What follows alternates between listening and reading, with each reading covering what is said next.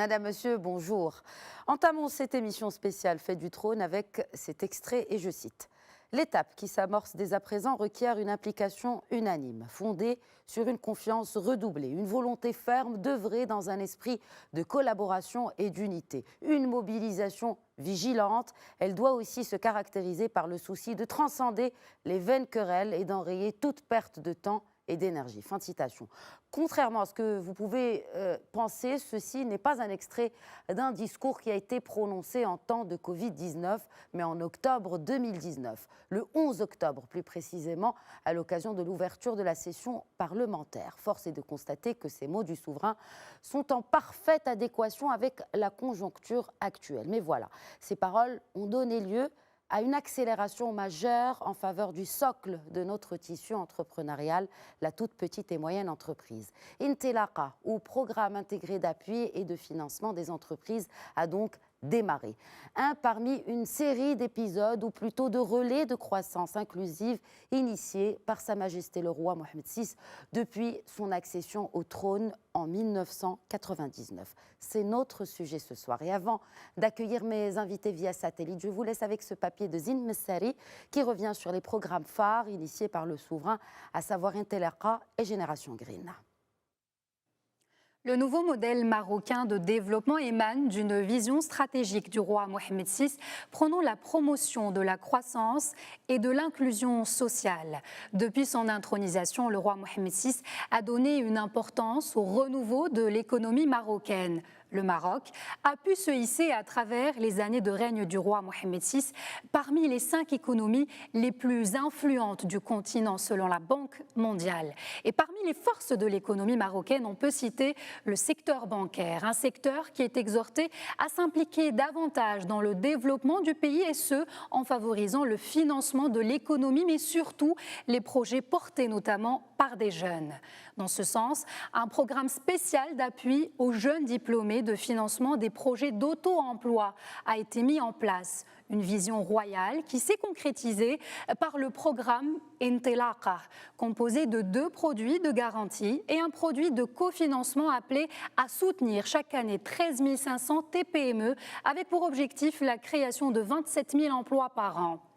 Autre stratégie de soutien à l'emploi et à la production, El Jeel Al-Akhdar 2020-2030 ou Génération Green. Ce nouveau dispositif a pour objectif de favoriser l'émergence d'une nouvelle génération de classe moyenne agricole en permettant à 400 000 ménages d'y accéder et de stabiliser 690 000 autres ménages. Génération Green qui devrait permettre à l'agriculture marocaine de devenir bien plus performante en doublant notamment la part du secteur dans le PIB qui s'établit pour l'heure à 12,3%. J'ai le plaisir d'accueillir à présent nos 2 invités depuis Casablanca. Tout d'abord, l'immense plaisir d'accueillir via satellite, bien sûr, Amine Laridi, vice-président de la SMEX et également expert international, et également depuis Casablanca, Mustafa Al-Jaï, vice-président de la commission TPE et PME à la CGEM. Bonjour, messieurs. Alors, avant d'étayer ces 2 programmes, revenons d'abord sur l'évolution de l'économie marocaine et je m'adresse à Amine Laridi. Cette notion de croissance inclusive, on rappellera qu'en 20 ans, le revenu national brut par tête a progressé de 80%, soit plus d'1 millier de dollars. Amine Laridi, votre lecture de ce renouveau de l'économie marocaine? Un plaisir d'être de nouveau parmi vous, madame. Tout d'abord, joyeuse et bonne fête du trône à notre cher souverain, Sa Majesté le roi Mohamed VI, à toute la famille royale et à nous tous marocains. Effectivement, il y a un ancien adage riche en enseignements et en sagesse qui dit que les dorures des grands livres d'histoire sont marquées par les choix des grands hommes. Et Sa Majesté le roi Mohamed VI, comme vous l'avez si bien dit dans votre introduction, a fait ce grand choix de faire de son règne d'investissement dans l'humain et de prospérité de toutes les Marocaines et de tous les Marocains dans le cadre d'un développement qui est inclusif.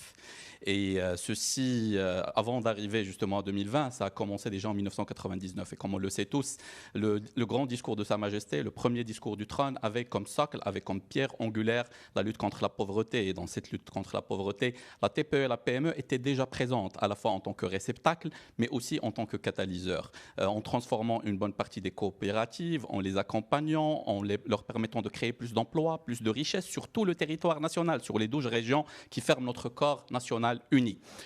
Également, on transforme un bon nombre en fait, d'associations en leur permettant de générer des AGR et encore une fois d'inclure cette notion d'inclusion dont vous parliez si bien, aussi bien dans votre introduction que dans le reportage, d'inclure une majorité de la population marocaine qui était alors dans la précarité en lui permettant une indépendance et en lui permettant aussi de jouer un rôle, je dirais, de locomotive pour leur propre famille et pour leur entourage qui était direct. Vint ensuite la politique des grands chantiers. Et quand on parle de la politique des grands chantiers, à la fois, encore une fois, la TPME était le réceptacle, mais elle était également aussi la locomotive de développement. Donc, un réceptacle fondamental parce qu'elle a bénéficié des appels d'offres en tant que soumissionnaire, en tant que sous-traitant, en tant que co-traitant également. Elle a bénéficié aussi de ce rôle qu'a joué cette politique des grands chantiers en permettant un développement de tout le territoire, en permettant une ouverture à l'international, mais aussi l'émergence de plus de commerce à l'échelle nationale. Et sur la base justement de ces artères qui irriguèrent le corps national marocain,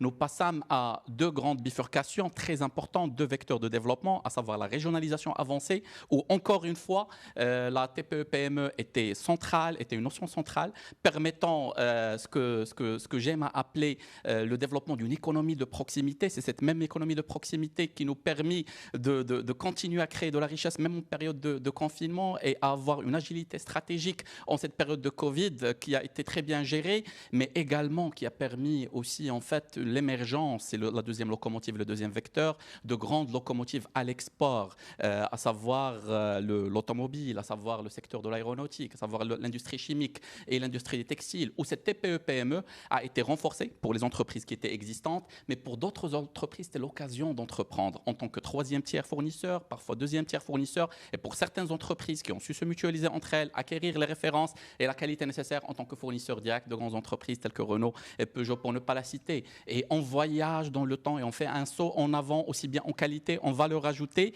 qu'en termes en fait de temps. Et là, on arrive justement à ce que vous disiez, la Green Generation, la génération verte, mais aussi au programme Intelaka qui vise à accompagner, parce qu'Intelaka, ce n'est pas uniquement le financement qui est si important, ce n'est pas uniquement l'accès au financement sans garantie personnelle qui était un blocage à la fois réel mais aussi psychologique par rapport à beaucoup d'entrepreneurs. Intelaka prévoit aussi un accompagnement réel et central de ces TPE-PME et en arrivant aussi à cette notion de développement du rural. C'est-à-dire le Maroc aujourd'hui, il est doté d'un programme non seulement de développement de l'urbain à l'image de ce qui se fait dans le monde, mais d'un programme innovateur qui est spécifiquement dédié au rural. Oui, madame. Alors, très bien. Nous allons détailler ce programme Intelaka. Nous voulions déjà plutôt planter le décor chronologique tel que vous l'avez si bien fait. Je m'adresse à présent à mon deuxième invité, Moustapha Al-Jaï, vice-président de la commission TPE-PME à la CGEM. Quelle définition de l'entrepreneuriat social made in et by Maroc? Merci madame pour votre invitation. Très ravi d'être parmi vous ce soir. Donc, comme ça a été déjà dit par donc mon collègue qui est parmi nous dans ce panel, le Maroc a connu une grande évolution durant ces 2 dernières décennies. Et nous avons vu donc un petit peu la métamorphose donc, de l'économie marocaine, et notamment au niveau des gros chantiers structurants du pays. Pour la partie, donc, vous m'avez parlé de la partie PME et donc TPME. Donc, je rappelle tout simplement que plus de 90% du tissu économique marocain est constitué donc de TPME et PME, qui représentent quand même plus de 40% de l'emploi marocain, plus de 40% également au niveau de la valeur ajoutée marocaine. Si on devait donner une définition, je me permets de vous interrompre. Si on devait donner une définition à l'entrepreneuriat social, bien sûr, c'est un concept qui existe un peu partout dans le monde, mais si on devait donner une définition marocaine, quelle serait-elle? Avec bien sûr nos spécificités à nous au Maroc. Alors pour répondre un petit peu à votre question, je pense que la TPME et la PME par aisance est sociale parce que d'abord, comme je vous ai dit, elle permet de créer de l'emploi et ça c'est très important, c'est la grande problématique que nous avons donc au Maroc, notamment l'emploi pour les jeunes diplômés et porteurs parfois de diplômes universitaire. Elle est également sociale parce qu'elle permet l'inclusion d'un pan de l'économie marocaine qui est un petit peu à la marche. Et nous avons vu que donc toute la vision royale est une vision inclusive. Il faut que toute la société marocaine, et notamment la population jeune, s'inscrive un petit peu dans le tissu formel et dans le cadre de cette vision d'encouragement à la création de TPME et PME qui permettent d'inclure toutes les franges de la population marocaine. Très bien. Alors, vous l'avez dit, bien sûr, ces TPME est le cœur battant de l'entrepreneuriat au Maroc. Amine Laridi, alors, c'est donc de facto le développement de cette économie passe par la TPME. Comment en faire une locomotive ? Alors, vous savez, il y a toujours en fait un benchmark international à faire, mais toutes les bonnes stratégies passent par un paramétrage national. Il y a tellement de best practices à voir, aussi bien le modèle en fait de la Nouvelle-Zélande qui permet aux toutes petites coopératives agricoles de s'exporter en leur permettant une distribution massifiée par les soins de l'État, en arrivant au modèle singapourien et au modèle indonésien où les grandes entreprises jouent ce rôle, en ramenant dans leur sillage les entreprises plus petites, en arrivant au modèle du Bangladesh et de l'Inde, comme vous le savez, avec une logique de financement inclusif et adapté, en arrivant au modèle purement européen, dans des entreprises sociales qui contribuent essentiellement à cadrer, à créer de l'emploi, en arrivant au modèle américain qui, lui, dans son approche la plus moderne, considère en fait comme étant une économie sociale, toute économie qui contribue à la création d'emplois. Et je reviens à cette notion d'emploi, parce que la notion de travail, elle est très fondamentale. Permettre à une bonne tranche de notre société de passer à un statut responsable, où elle est responsable en fait du développement de notre pays, est très fondamental. Au-delà de l'aspect purement économique, c'est un shift en fait de culture. Le Maroc, ce n'est pas les autres, le Maroc, c'est nous tous. Et c'est cette notion-là que contribue justement à réaliser sur le terrain la TPE-PME. Alors pour y arriver, c'est très simple. Une entreprise, c'est un corps central qui a besoin d'un marché et qui a besoin d'un ensemble d'intrants. Elle a son environnement interne, elle a besoin de son environnement externe. Alors ce qu'on a fait pour l'accompagner, parce que c'est le socle de votre si bonne question, c'était déjà en fait d'essayer de l'accompagner à avoir accès au marché, aussi bien national qu'international.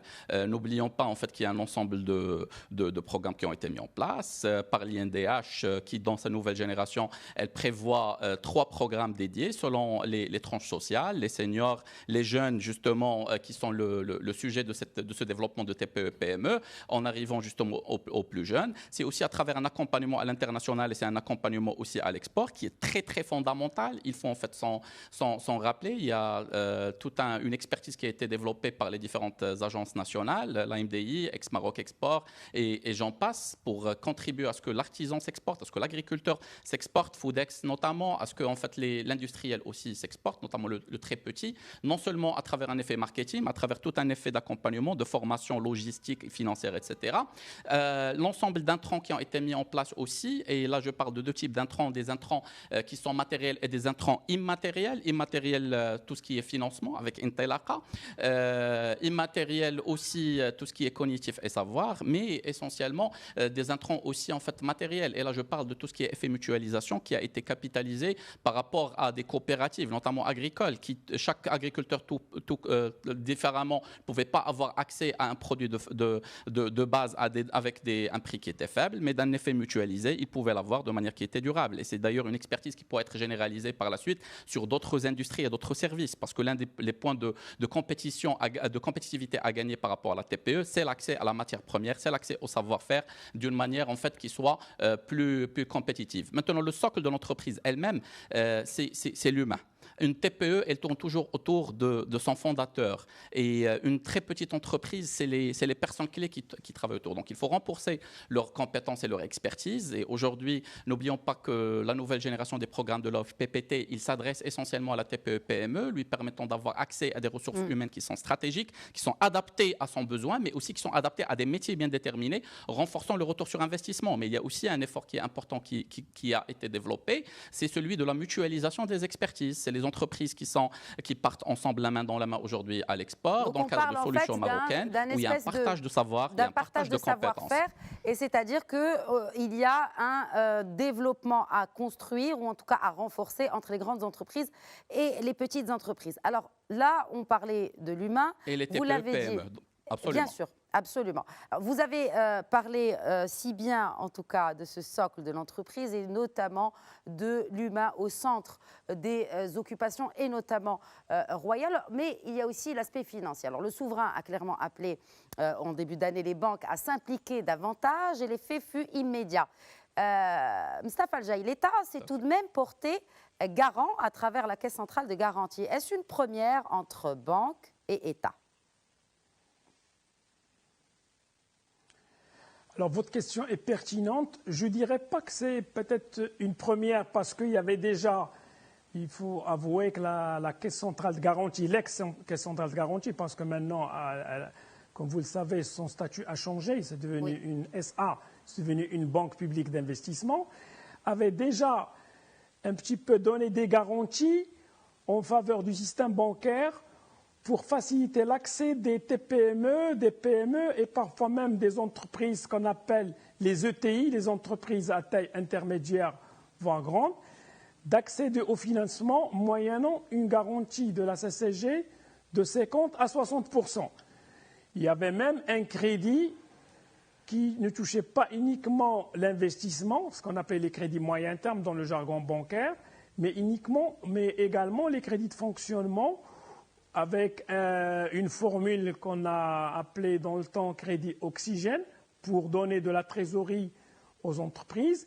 Et la CCG donnait une garantie souveraine aux banques pour qu'elles puissent prêter plus facilement aux entreprises. L'innovation qui a été faite dans ce nouveau système Intelarc, qui, comme vous le savez, c'était des directives royales, comme vous l'avez dit, dans le préambule.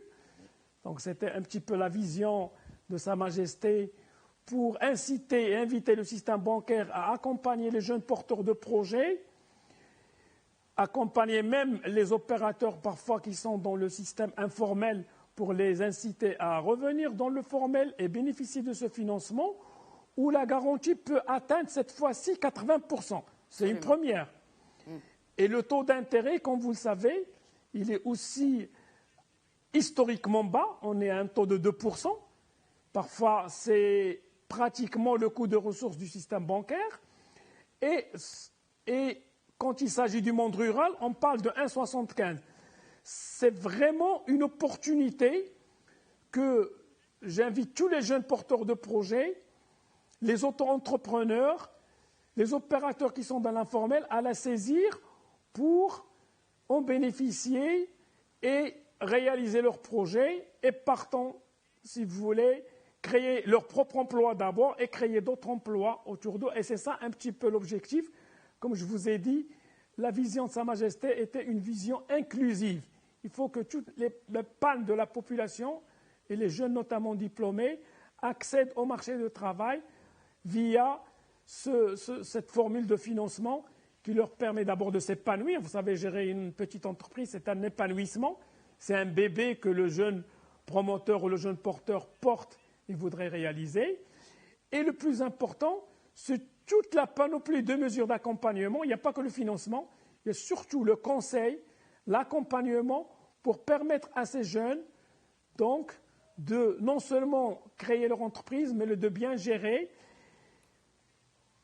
Et la grande innovation qu'avait faite la CGM, c'est créer une plateforme de ce qu'on appelle première commande, c'est-à-dire sur cette plateforme, on met tous les projets que les membres du CGM, et on a plus de 106 000 membres à la CGM, 106 000 entreprises, c'est important. Donc à chaque fois qu'ils ont un projet, ils le mettent sur cette plateforme. Je donne un exemple. Si une entreprise voudrait repeindre la face de son siège ou ses locaux, on donne l'occasion à ce jeune créateur d'entreprise d'accéder à cette plateforme s'il a une entreprise de peinture et on lui donne la priorité pour bénéficier de cette première commande qui est la plus difficile. Vous savez, alors justement, parce que vous parlez de la CGM, donc des grandes entreprises, c'est de trouver la première commande. Bien naturellement, de remplir ce carnet de commandes, Moustapha Al-Jaï. Mais il y a et Amine Laridi en parlait tout à l'heure. Donc il y a bien sûr ce challenge d'investissement, l'autre challenge de remplir les commandes, qui dépend justement des grandes entreprises, souvent pour la TPME. Et il y a aussi l'export, l'accès à l'export. Pourtant, la route a été ouverte par le souverain, notamment en Afrique, Amine Laridi. Comment en faire une force de ce via Intelaqa, justement, pour permettre à ces TPME d'avoir accès à ce grand marché qu'est le marché africain? Alors la meilleure, justement vous le disiez si bien, la meilleure chose qu'on aurait pu s'y attendre a été dépassée en termes d'attente de par justement les visites royales et la stratégie de Sa Majesté par rapport à l'Afrique. Rappelons que les valeurs marocaines et les valeurs royales par rapport, en fait, et l'orientation royale par rapport à l'Afrique sont d'une durabilité et sont aussi concrètes. Parce que le règne de Sa Majesté, tout comme il est celui de la solidarité et celui de passage de la vision au concret, en témoigne la solidarité avec les pays africains qui a eu lieu pendant le pic en fait, de la période du Covid, mais aussi le soutien, aussi l'initiative royale par rapport au continent africain. Alors concrètement, c'est l'ensemble en fait de ces initiatives concrètes, elles permettent en fait à l'amélioration et à donner un avantage stratégique par rapport aux exports marocains. On n'est pas vu comme étant des exports venant de pays étrangers, on est vu comme étant des exports africains de très bonne qualité issus de notre continent. Et ça c'est une ouverture qui est énorme. Le fait aussi que dans le sillage des visites de royales, il y a un ensemble de grandes entreprises qui s'installent, offre une ouverture de facto pour toutes nos TPE et nos PME. La meilleure internationalisation qu'on puisse avoir, c'est celle où on part avec un client qu'on connaît, avec un client, on est sûr en fait d'être payé par ce client, avec une massification aussi de notre production. Donc c'est ce qui est permis par cette logique de locomotive. Dans le siège des visites royales, il y a les grandes structures qui emmènent avec elles des PME et des TPE et qui par la suite peuvent se développer à partir de ce pays, développer une intelligence marché et développer aussi des offres en fait qui sont très dynamiques. Et comme vous le dites si bien, ceci peut être financé. D'ailleurs, en fait, même pour un banquier, l'idéal, c'est de financer des entreprises qui ont déjà un marché qui est captif et ce qui réduit le risque. Il suffit juste en fait d'accompagner. Il y a un autre volet qui est très fondamental, c'est qu'on est en fait en période de crise et qu'on a aussi une autre capacité qui peut alimenter d'ailleurs le programme Intelaqa, à savoir des levées de fonds en interne à travers des bons d'investissement nationaux. Pourquoi je dis de bons d'investissement et non pas des bons de trésor? Parce qu'ils peuvent venir pour l'investissement, pour accompagner des secteurs qui sont déjà exportateurs, avec un marché captif à l'échelle internationale et avec un secteur économique qui est dynamique où la TPE et la PME, ils travaillent la main dans la main. Donc une formation sur mesure, un financement aussi qui est sur mesure. La valeur ajoutée est très importante dans la logique d'export. Elle est caractérielle en fait par une brand qui est là, par l'export d'un savoir-faire marocain, mais par l'export aussi d'une perception en fait du modèle de développement marocain qui est très positif, aussi bien dans notre continent de cœur et de référence qu'est l'Afrique que partout dans le monde. Elle est aussi en fait caractérielle, cette valeur ajoutée, de l'export du lifestyle marocain, chose en fait qui peut avoir un impact et une incidence réelle sur beaucoup de produits agroalimentaires, en augmentant la valeur ajoutée perçue et la qualité perçue aussi par rapport à l'artisanat et j'en passe, et aux industries culturelles. Cette notion aussi d'export, elle passe par une mutualisation d'échelle logistique. Et comme le sait la TPE et la PME, elle a de petits volumes. Elle n'a pas la capacité d'avoir en fait accès à des chaînes qui sont très performantes. Très bien, vous avez parlé d'agroalimentaire, Amine Laridi. Vous avez évoqué l'agroalimentaire et justement, oui. C'est le dernier point. Et rapidement, si on pouvait peut-être également évoquer ce programme dont on a entendu parler avec dans le beaucoup reportage, de plaisir. Génération Green. Alors, comment justement cette inclusion du monde rural dans cette impulsion économique, dans cette croissance économique, et notamment post-Covid-19? Alors l'inclusion du monde rural, en fait, c'est aujourd'hui peut nous permettre d'avoir des points de croissance. Et on l'a vu en fait en pleine crise. L'agriculture marocaine, notamment tout ce qui est export de maraîchage, mais aussi de fruits, de légumes et de poissons, a marqué en fait des pics qu'on pourrait qualifier d'historiques par rapport à toute la décennie.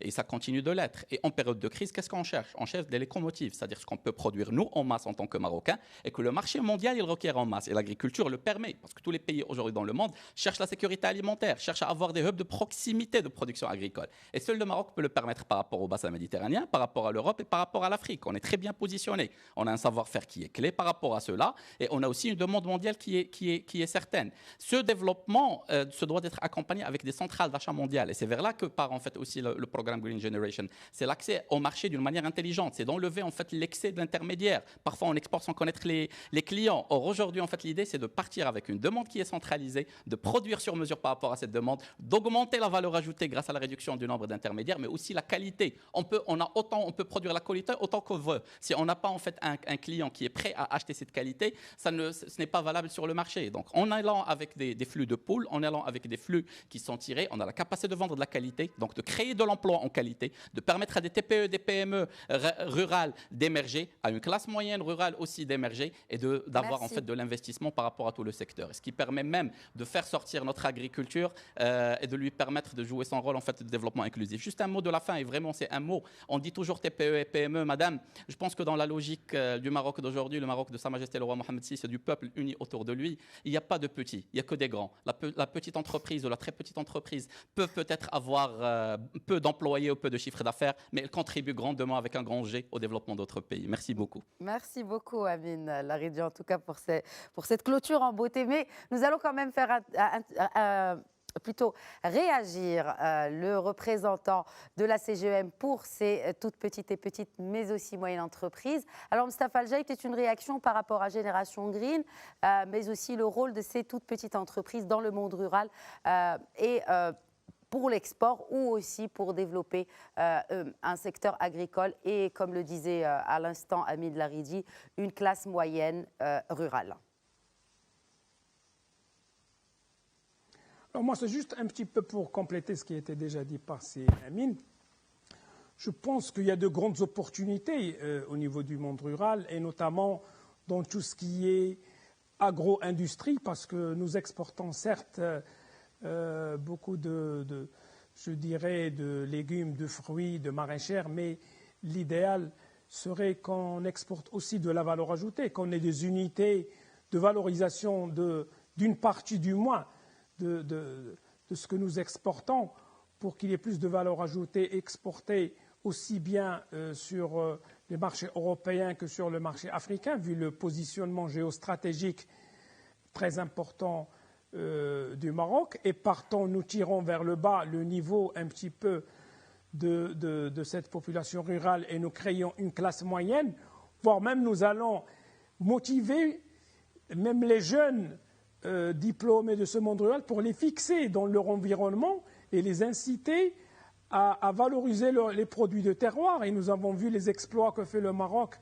sur des produits comme l'huile d'argan, sur notamment les dérivés de beaucoup de produits naturels, où le Maroc a une image parfois même mondiale. Et sur l'export, je pense qu'on peut ajouter, par peur à ce qui a été dit, un petit peu le rôle du système bancaire marocain qui est présent dans beaucoup de pays africains, dans plus de 32 pays africains. Et c'est un petit peu, je dirais, la locomotive pour inciter ces PME, ces TPME, surtout si elles sont groupées en GIE pour représenter une force à l'export, et les éclairer et leur faciliter l'accès à ces marchés africains notamment, comme ça a été dit par le souverain, et essayer également de leur préparer de ce qu'on appelle les mises en relation commerciales, comme ce qui se fait dans beaucoup de salons, dans les missions B2B, pour un petit peu être un petit peu le garant, notamment de ces clients, si vous voulez, africains, pour garantir leur solvabilité et garantir également la qualité un petit peu des produits que nous exportons. Merci beaucoup Moustapha Al-Jaït de la commission TPE-PME à la CGEM, mais également Amine Laridi de la SMEX d'avoir enrichi cette discussion à l'occasion du 21e anniversaire de la Fête du Trône. Merci messieurs. Merci à vous. Voilà, c'est la fin de cette émission spéciale Fête du Trône sur Médien TV. Merci à tous de nous avoir suivis. Je vous souhaite une excellente suite des programmes sur notre antenne.